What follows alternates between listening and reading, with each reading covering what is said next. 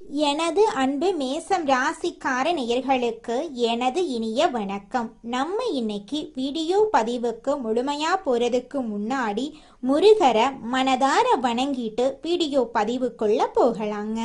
ஓம் முருகா போற்றி, ஓம் முருகா போற்றி, ஓம் முருகா போற்றி. எனக்காக்கும் முருகனே போற்றி. நல்லதே நடக்கும், நல்லது மட்டும்தான் நடக்கும். நம்மளோட மேச ராசிக்காரங்க அமைதியானவங்க, பொறுமையானவங்க, நிதானமானவங்க. இவங்கள பொறுத்த வரைக்கும் இவங்க ஒருத்தங்க கிட்ட பேசும்போதும் சரிங்க, ஒருத்தங்க கிட்ட பழகும் போதும் சரி, இவங்க கிட்ட இந்த சொல்ல சொல்லலாமா, இவங்க கிட்ட இந்த செயலை செஞ்சு காட்டலாமா, இதனால நம்மளுக்கு ஏதாவது பிரச்சனை வருமா, நம்மளை சுத்தி இருக்கிறவங்களுக்கு ஏதாவது பிரச்சனை வருமானு ஒண்ணுக்கு 2 முறை ஆலோசனை பண்ணி தான் இவங்க செயல்படுவாங்க. உண்மைக்கு புறம்பா எந்த காலத்திலையும் எந்த ஒரு செயலையும் இவங்க செய்ய மாட்டாங்க. உங்க எல்லாருக்கும் வணக்கங்க. இந்த அற்புதமான நேரலைக்கு வரக்கூடிய அனைத்து நல்லுள்ளங்களுக்கும் வணக்கங்கள் மற்றும் வாழ்த்துக்களுங்க. தொடர்ந்து நீங்க பார்த்துக்கிட்டு இருக்கிற எல்லா பதிவுகளும் உங்களுக்கு நல்லதை கொண்டு வந்து சேர்த்துக்கிட்டு இருக்குன்னா இந்த நல்லதை ஈர்த்த நபரே நீங்க தாங்க. நீங்க கேட்ட விஷயங்கள் தான் உங்க வாழ்க்கையில வந்து நடந்துகிட்டு இருக்கு. நீங்க பார்த்துக்கிட்டு இருக்கீங்க, அதை பத்தி பேசிக்கிட்டு இருக்கீங்க. அதனால இந்த உலகத்துல வாழக்கூடிய ஒவ்வொரு மனிதனும் தெளிவான ஒரு மனநிலையில இங்க எப்படி இந்த உலகம் அடுத்த கட்டத்துக்கு கொண்டு போகுது, இந்த பிரபஞ்சம் எப்படி நம்மள வழிநடத்துது, இங்க இறைவனுடைய அருளால நமக்கு என்னென்ன மாற்றங்கள் நடக்குது, ஒரு கஷ்டமே வந்தாலும் அதன் மூலமா இறைவன் நமக்கு காட்டக்கூடிய வாழ்க்கை பாடங்கள் என்ன அப்படிங்கறத எல்லாமே புரிஞ்சுக்கிட்ட மனிதனால மட்டும்தான் இங்க வாழ்க்கையில அடுத்த நிலைக்கு போக முடியுங்க. இந்த பதிவு மேச ராசியில பிறந்தவர்களுக்கான ஒரு அற்புதமான பதிவுங்க. மறுபிறவி எடுக்கக்கூடிய மேச ராசிக்காரங்க, என்னங்க மறுபிறவி, நான் ஒவ்வொரு பதிவிலையும் சொல்லக்கூடிய அந்த விஷயத்த தான் இப்ப நான் சொல்லிக்கிட்டு ஆரம்பிக்க போறேன். ஐயா, இந்த காலத்துல ஒரு மனிதன் நல்ல நிலைமைய அடையணும்னா, விழுந்த இடத்துல மீண்டும் எழுந்து நிக்கணும்னா, இழந்ததை மீண்டும் அடையணும்னா அப்படின்னாவே அது மறுபிறவி எடுத்து வர மாதிரி தாங்க. அந்த அளவுக்கு போராட்டத்தையும் அந்த அளவுக்கு சோதனைகளையும் தாண்டித்தான் இந்த காலத்துல ஒரு நல்லதை பார்க்க வேண்டியதா இருக்கு. அதனால மேச ராசிக்காரர்களுக்கு இந்த பதிவு பல வகையில நல்லதை கொண்டு வந்து சேர்க்க போகுதுங்க. அதுல துளி கூட மாற்றமே கிடையாதுங்க. உங்களுடைய எண்ணம் போல உங்க வாழ்க்கையில நல்லது மட்டும்தாங்க நடக்கும். கெட்டதென்ற பேச்சுக்கெல்லாம் துளி கூட இடம் கிடையாதுங்க. ஓம் முருகா போற்றி, ஓம் முருகா போற்றி, ஓம் முருகா போற்றி. இந்த தமிழ் புத்தாண்டு காலகட்டத்துல மேச ராசிக்காரங்களை பொறுத்தளவுக்கு இந்த தொழில், உத்தியோகம், வியாபாரம் இதனாலதான் மாற்றத்தை பார்த்துட்டு இருக்காங்க. மேச ராசியினர் எப்போதுமே ஏதோ ஒரு மன அழுத்தம் தற்போது வாட்டி வதைத்து கொண்டிருக்கு. மேச ராசியினரை பொறுத்தளவுக்கு ஒரு பக்கம் சனி பகவானுடைய தாக்கம், இன்னொரு பக்கம் மேச ராசியினரின் மனதில் ஏற்படக்கூடிய அந்த தொடர் குழப்பங்கள், எதை பண்றது எதை பண்ணக்கூடாது, எதை நம்ம நோக்கி போயிட்டு இருக்கோம், ஏன் திடீர் இந்த சரிவுகள், எதனால இந்த மன அழுத்தங்கள்னு சொல்லி மேச ராசியினரை தூக்கத்தை கெடுக்கக்கூடிய ஒரு சூழ்நிலையே இப்ப இருந்துகிட்டு இருக்கு. உடல் ரீதியான பிரச்சனைகள் பெரும்பாலும் பாருங்க இந்த மேச ராசினருக்கே அல்லது இந்த வீட்டில் உள்ள நபருக்கோ யாராவது ஒருத்தருக்கு இந்த உடல்நிலை சார்ந்து தொடர்ந்து இந்த மருத்துவரை பார்க்கக்கூடிய சூழ்நிலை உருவாகி இருக்கும். மருத்துவ செலவுகள் நீங்க செஞ்சுக்கிட்டு இருக்கக்கூடிய சூழ்நிலை உருவாகி இருக்கும். இதனால மேச ராசியினர் எதனால திடீர்னு இப்படியெல்லாம் நடக்குது, என்ன ஆச்சுன்னு தெரியலையே அப்படிங்கிற மாதிரி எல்லாம் ஒரு மனசுக்குள்ள ஒரு குழப்பமும் ஒரு பயமும் ஊடுருவி இருக்கும் அப்படின்னே சொல்லலாங்க. அந்த வயிறு தொடர்பான பிரச்சனை, நரம்புகள் சம்பந்தப்பட்ட பிரச்சனை, ஆரோக்கிய குறைபாடுகள் இவை எல்லாமே கடந்த காலத்துல இப்ப வரைக்கும் கூட மேச ராசினருக்கு இந்த வயிறு தொடர்பான பிரச்சனைகள் பெரும்பாலும் இருந்துட்டு தான் இருக்கு. ஏழரசனி நடந்து கொண்டிருக்கும் இந்த காலகட்டத்துல நிச்சயமா மேச ராசியினரை பொறுத்தளவுக்கு உடற்பயிற்சி இவர்களுக்கு ஒரு சிறந்த பரிகாரம் அப்படின்னே சொல்லலாங்க. சரிங்களாங்க. ஏன்னா உடல் ரீதியா நிறைய பாதிப்புகளை பார்த்து கொண்டிருக்கும் மேச ராசியினர் உடலை பேணி காக்க வேண்டிய ஒரு நேரமா இந்த நேரம் இருக்கு. சனி பகவான் வந்து ஒரு பக்கம் தாக்கங்களை கொடுத்தாலும் நான் பல பதிவுகள்ல சொல்லியிருக்கேன். நமக்கு வாழ்க்கையில கஷ்டங்கள் சோதனைகள்னா அதை பார்க்கறத விட அந்த உண்மை தெரியக்கூடிய ஒரு நேரமா இந்த கஷ்ட நேரத்தை நம்ம பார்க்கணும். இதுதான் ஒரு மனிதனுடைய வாழ்க்கையில நான் கவனிக்க வேண்டிய மிக முக்கியமான நிகழ்வுகள். இதுதான் உங்க லைஃப்ல ஒரு கஷ்டம் வருதுனாவே அது கஷ்டம் கிடையாது, அது உண்மையை காட்டக்கூடிய ஒரு நேரம். நீங்க கசப்பான உண்மைகளை உங்களை ஏற்று வைக்க நீங்க ஏற்றுக்கொள்ளக்கூடிய அளவுக்கு அது ஒரு விஷயம் நடக்கும். நல்லா புரியுதுங்களா? உங்களுக்கு ஒரு கஷ்டமோ சோதனை காலமோ என்ன சொல்ல வருதுன்னா, இதுவரை நீங்க எதையெல்லாம் கண்மூடித்தனமா நம்பினீங்களோ அதனுடைய உண்மையான முகத்தை அப்பத்தாங்க உங்களால தெரிஞ்சுக்க முடியும். அது மட்டும் இல்லாம இந்த வாழ்க்கையினுடைய கசப்பான உண்மைகளை உங்களை ஏத்துக்க வைக்கும். முதல்ல உங்களுக்கு தெரிய வைக்கும், அப்புறம் அதனால ஒரு மன அழுத்தத்தை கொடுக்கும். அதுக்கப்புறம் இதுதாண்டா இயற்கைன்னு நினைச்சு நீங்களே அதை ஏத்துக்குவீங்க. அப்ப இந்த மேச ராசியினருக்கு அவருடைய வாழ்க்கையில தற்போதைய சூழல சனி பகவானுடைய தாக்கத்துல பல உண்மைகள் சில கஷ்டங்கள் மூலமா தெரிய வரும். அது மட்டும் இல்லாம இந்த கசப்பான உண்மைகளை இயற்கையா நினைச்சு நீங்க ஏத்துக்குவீங்க. அது கரெக்டு, அது அப்படித்தான் நடக்கும், இதை ஒன்றும் பண்ண முடியாது, இதை ஒன்றும் மாற்ற முடியாது, நம்ம தான் நினைச்சிட்டு இருக்கோம் அப்படின்னு நம்ம சரியான முடிவுகளை எடுக்கக்கூடிய காலநிலை இந்த காலநிலையா அமைஞ்சிருக்குதுங்க. மேசம் ராசிக்காரர்களே, உங்களுக்கு இந்த சூழ்நிலை ஒரு பக்குவப்பட்ட மனநிலைய உங்களுக்கு உருவாக்கி கொடுக்குங்க. இந்த நேரத்துல வரக்கூடிய ஒவ்வொரு அனுபவங்களும் உங்க வாழ்க்கையில பெரிய மாற்றத்தை ஏற்படுத்துங்க. ஆகையால மேச ராசியினரை பொறுத்த அளவுக்கு எந்த ஒரு சூழ்நிலையிலும் நடக்கக்கூடிய சூழ்நிலைகள் உங்களுக்கு எதுவா மாறணும்னு நினைச்சீங்கன்னா, உங்களுக்கு ஃபேவரபிளா அது இருக்கணும்னு நினைச்சீங்கன்னா அதை நீங்க எப்படி பாக்குறீங்கிறத பொறுத்து தான். அப்ப இந்த காலகட்டத்துல மேச ராசியினர் நடக்கக்கூடிய ஒவ்வொரு நிகழ்வுகளும் உங்களுக்கு கடவுள் காட்டக்கூடிய சில வாழ்க்கைக்கான அனுபவ பாடங்கள் மற்றும் நீங்க தெரிந்து கொள்ள வேண்டிய உண்மையான ஒரு நேரமா நீங்க பார்க்கணுங்க. அப்பத்தாங்க நீங்க வாழ்க்கையில ஜெயிக்க முடியும். மேசம் ராசிக்காரர்களே, நீங்க இந்த நேரத்துல தெரிந்து கொள்ள வேண்டிய மிக முக்கியமான விஷயங்கள் வேலை சார்ந்து தொழில் சார்ந்து இந்த மாற்றங்கள், அதாவது ஒரு நிலைத்தன்மை இல்லாம இருக்கிறது மற்றும் ஒரு மன பூர்த்தி தன்மை இல்லாம இருக்கிறது, ஒரு மன திருப்தியே இல்லாம இருக்கும், வேலையில வர வருமானம் பத்தாம இருக்கும், ரெண்டாவது இன்கம் பர்ஃபெக்டா இருக்காது, இன்கம் குறைஞ்சுக்கிட்டே இருக்கும். எங்களுக்கு இந்த பொருளாதார ரீதியா மேசராசிக்காரங்க தடுமாறுறாங்க அப்படின்னாவே அவங்களுக்கு அது நிம்மதியான தூக்கமே வராது. ஏன்னா எப்பவுமே மேசனாவே மேன்மையை தேடுறவங்க, உயர்ந்த வாழ்க்கைய அமைத்து கொள்ளணும் அப்படின்னு நினைக்கிறவங்க. அவங்க வாழ்க்கையில பொருளாதார ரீதியா வீழ்ச்சி வந்தா அவங்க ரொம்பவும் கஷ்டப்படுவாங்க, ரொம்பவும் கண்ணீர் விடுவாங்க.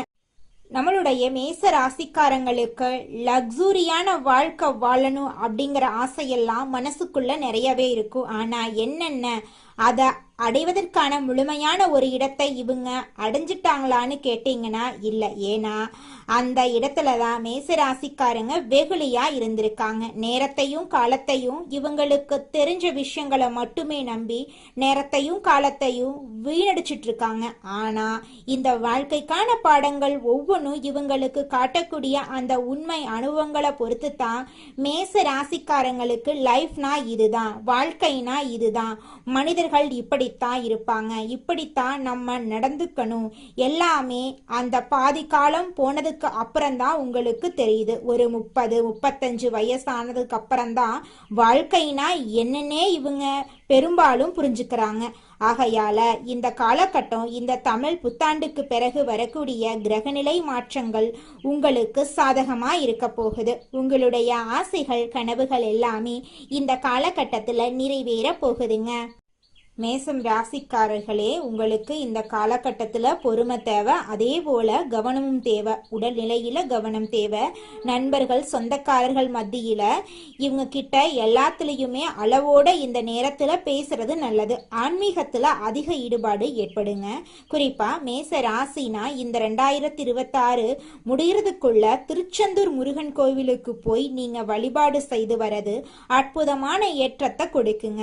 போயிட்டு வந்த உடனே ஒரு நல்ல செய்தி உங்க காதுகளில் வந்து விழுங்க. நான் போன பதிவுகளையே நான் சொல்லி இருந்தேன், முருக வழிபாடு உங்களுக்கு நல்ல மாற்றத்தை கொடுக்கும் அப்படின்னு சொல்லி திருச்செந்தூர் முருகன் கோயிலுக்கு சென்று நீங்க முருகன் வழிபாடு செய்து வரது உங்களுக்கு நல்ல மாற்றத்தையும் முன்னேற்றத்தையும் கொண்டு வந்து கொடுக்குங்க. அது மட்டும் இல்லாம மனக்குழப்பங்கள் தீரும். நீங்க ஐயா இந்த ராசியினர் உங்க வீட்டில் இருந்தாங்க அல்லது நீங்க இந்த ராசிக்காரர்களா இருக்கீங்க அப்படின்னா நீங்க நல்லா கவனிச்சு பாருங்க. பழகக்கூடிய சகவாசங்கள் ரொம்ப ரொம்ப முக்கியம். இவங்க ஒவ்வொரு முறையும் ஒருத்தர் கூட சேர்ந்து பழகி அவங்க வேலைக்கான நபரா இருக்கலாம், தொழிலுக்கான நபரா இருக்கலாம். ஆனா அந்த பழக்கத்தின் கடைசியில தான் இவங்களுக்கு தெரியும் நம்ம ஏன் வந்து இவங்க கூட சேர்ந்தோம், இவங்க கூட ஏன் பேசணும், ஏன் இது சொந்தக்காரங்க மத்தியிலையும் இவங்களுக்கு இப்படிப்பட்ட அனுபவங்கள் தான் பெரும்பாலும் கிடைக்கும். யாரை வந்து பெரும்பாலும் அதிகமா நம்புறீங்களோ அவங்களாலேயே சில நேரங்கள்ல இவங்களுக்கு மன கஷ்டங்களும் மன அழுத்தங்களும் உருவாகும், மனஸ்தாபங்கள் உருவாகும். அதனால எல்லார்கிட்டையும் பழகும் போது கொஞ்சம் எச்சரிக்கையா பழகுங்க. அதுதான் உங்க வாழ்க்கைக்கு ரொம்பவும் நல்லதுங்க. நாம யார் மேல அதிகமா அன்பு பாசம் வச்சிருக்கோமோ அவங்களே வார்த்தைகளால காயப்படுத்துறது. ஏன் வார்த்தைகளால காயப்படுத்துறாங்க? ஒரு மனிதனுடைய சூழ்நிலை என்று தடுமாறுதோ, என்னைக்கு ஒரு மனிதன் பொருளாதார ரீதியா தடுமாறானோ அன்னைக்கு அவனை சுற்றியுள்ள நபர்களுக்கு சில நபர்கள் அவனை வந்து ஏளனமா பாக்குறாங்க, கேவலமா பேசுறது, அப்புறம் அவன் மனசு கஷ்டப்படுற மாதிரி நடந்துக்கிறது அப்படிங்கிற மாதிரி சில விஷயங்களை பண்றாங்க. பொதுவாகவே ஒரு மனிதன் பொருளாதார ரீதியா தடுமாறும் பொழுது அவனை சுத்தியுள்ள சில நபர்கள் அவனை வந்து கேவலமா பாக்குறது, பேசுறது இதெல்லாம் பண்ணுவாங்க. அப்புறம் திரும்ப அவன் நல்ல பொருளாதார நிலையில நல்ல நிலைமைக்கு திரும்ப வந்து அவங்க கூட ஒன்னா சேர்ந்து ஒன்னும் தெரியாத மாதிரி சேர்ந்துருவாங்க. இப்படிப்பட்ட நபர்கள் எல்லாம் இங்க நிறைய பேர் இருக்கதான் செய்யறாங்க இந்த உலகத்துல. அப்ப மேச ராசிக்காரங்க இந்த பொருளாதார ரீதியா இப்ப தடுமாற்றத்தை சந்தித்து கொண்டிருக்கிறதுனால உங்களுக்கு அந்த மன ரீதியான அழுத்தங்கள் இந்த நேரத்துல வந்துகிட்டு இருக்கும். உங்க வாழ்க்கையில நிறைய பிரச்சனைகள் வந்துகிட்டு இருக்கும். அதை கண்டு நீங்க அச்சப்படக்கூடாது, கவனமா இருக்கணும். அடுத்ததாக மேசம் ராசியில் இருக்கக்கூடிய ஒவ்வொரு நட்சத்திரக்காரர்களுக்கும் இந்த மாதம் எப்படி இருக்குன்னு பார்க்கலாங்க. நம்மளோட மேசம் ராசியில் இருக்கக்கூடிய முதல் நட்சத்திரம் அஸ்வினி. உங்களுக்கு இந்த மாதம் எப்படி இருக்குன்னு பார்க்கலாங்க. இந்த மாதம் தங்களோட முழு திறமைகளையும் காட்டினீங்கன்னா மட்டும்தான் நீங்க எடுத்த காரியத்துல ஜெயிக்க முடியும்.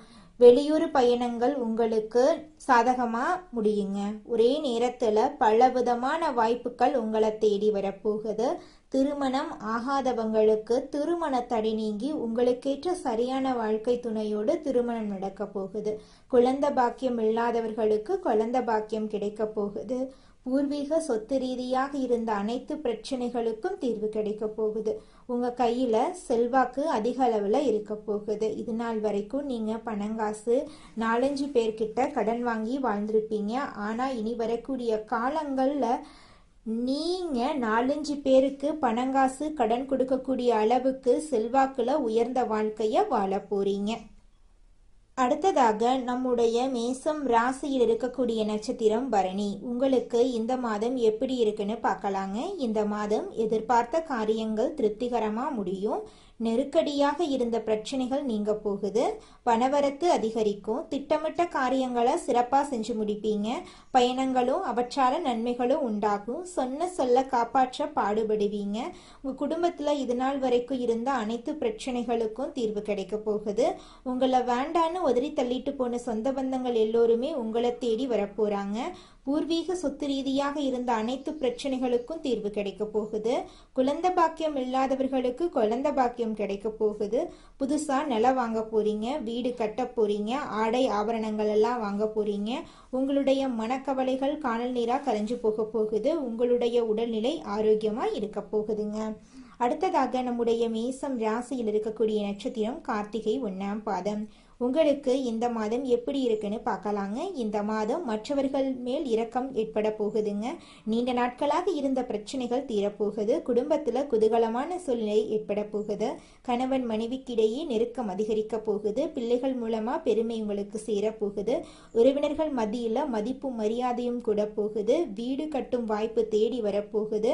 உங்களுடைய உடல்நிலை ஆரோக்கியமா இருக்க போகுதுங்க. செவ்வாய்க்கிழமைகள்ல துர்க்கை அம்மனை தரிசனம் செய்து தீபம் ஏற்றி வர உங்கள் வாழ்க்கையில் இருக்கக்கூடிய காரிய தடைகள் எல்லாமே காணல் நீரா கரைஞ்சு போயிருங்க. உங்களுடைய ஆசைகள் எல்லாமே நிறைவேற போகுதுங்க. மேச ராசிக்காரர்களே, உங்களை பொறுத்த வரைக்கும் நிதான பொறுமை கண்டிப்பா தேவைங்க. அந்த நிதானம் பொறுமை இல்லை அப்படின்னாவே இவங்க பார்த்தீங்கன்னா அவசர சூழ்நிலை, அவசர முடிவுகள் அப்படின்னு சொல்லி சில விஷயங்களை எடுத்துத்தான் லாக் ஆயிடுறாங்க. மன குழப்பத்துக்கு போயிடுறாங்க, தோல்வியா சந்திச்சிடறாங்க.